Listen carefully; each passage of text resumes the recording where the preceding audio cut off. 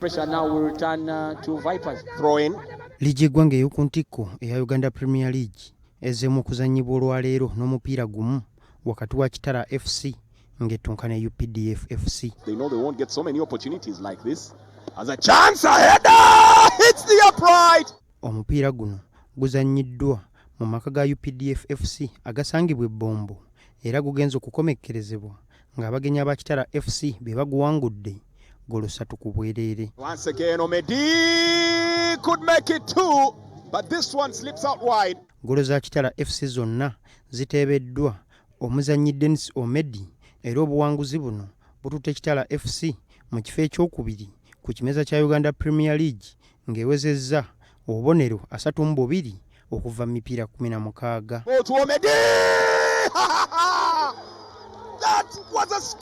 Ekimeza kya liigi eno kikulembeddwa Bull FC ng'erina obubonero 34 okuva mu mipiira gye gimu.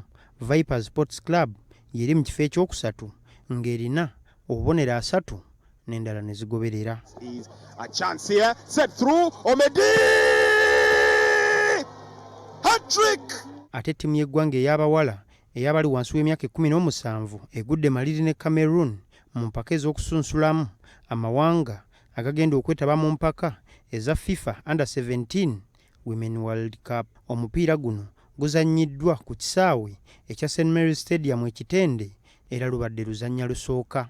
I'm very confident to say that we have a chance. Nothing is lost.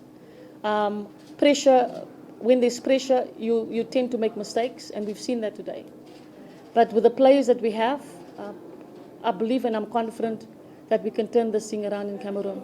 Ttiimu zino kati zigenda kuddiŋŋana sabbiiti ejja mu kibuga Yaounde ekya Cameroon era ttiimu egenda okuwangula yegenda okuyitamu okuzannya omutendera oguddako.